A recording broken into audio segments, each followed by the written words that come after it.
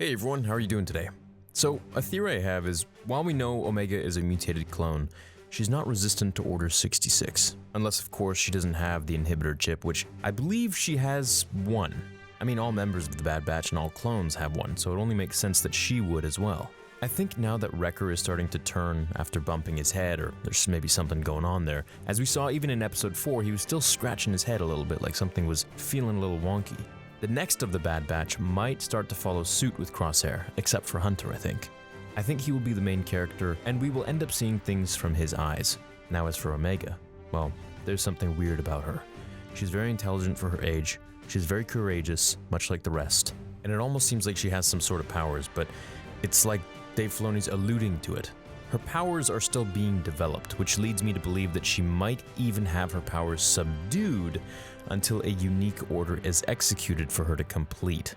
How crazy would it be if she had some sort of inhibitor chip that controlled not only her mind, but also her powers?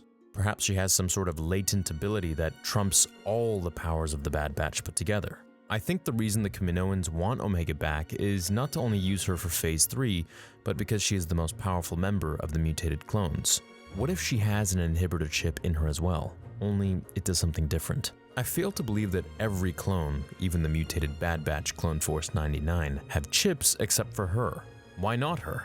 All clones are to be controlled and property of Kamino, and it's in Kamino's best interest to have all of them chipped. This was part of what the Empire wanted, or should I say, what Dooku and Palpatine wanted. Now, it is possible that Nala Se didn't have her chipped for her close mother-daughter connection that we see that they kind of have, but I highly doubt that this would have been a thing when it was formed at such an early fetal-like stage for Omega, with Nala Se being, the watcher, the nurse, the mother figure. I feel like that relationship may be developed over time.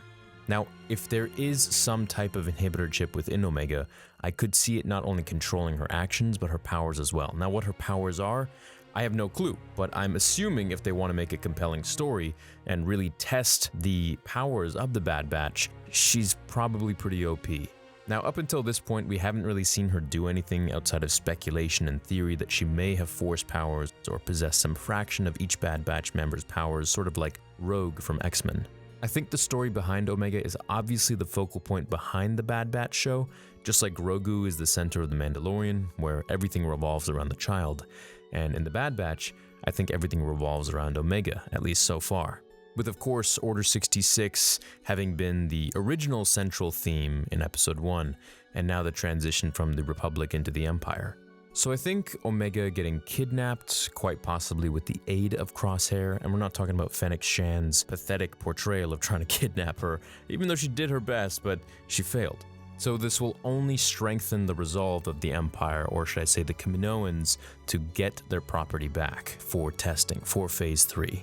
I think it's going to be something pretty cool to see if they're able to do this, and it'll make room for Hunter and the boys to exercise their character development, to work together, and to bring her home, or realize that it's too late, and that she's now a drone of the Empire.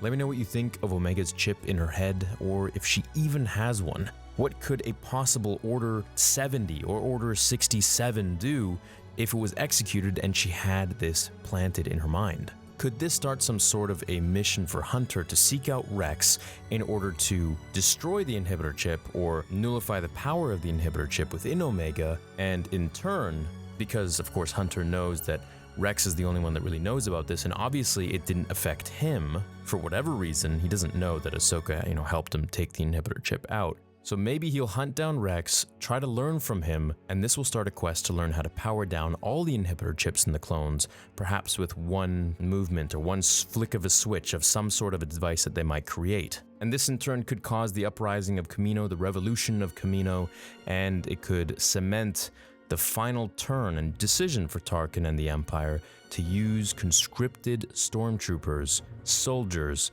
and to completely disband the clones and shut down Kamino forever. So I think Omega getting kidnapped with the aid of Crosshair could be something that we will see. It'll make the boys have to work together to bring her home, or to realize that maybe it's too late, maybe she's gone now, she's a drone of the Empire. Or it'll just make them try harder, and in the end, sacrifice themselves to bring her back, and she may become the apprentice of Ahsoka Tano, or something like that. Let me know what you think of Omega's chip in her head, or if she even has one.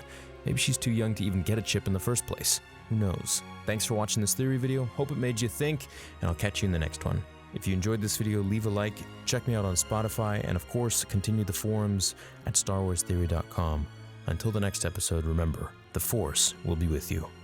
Always.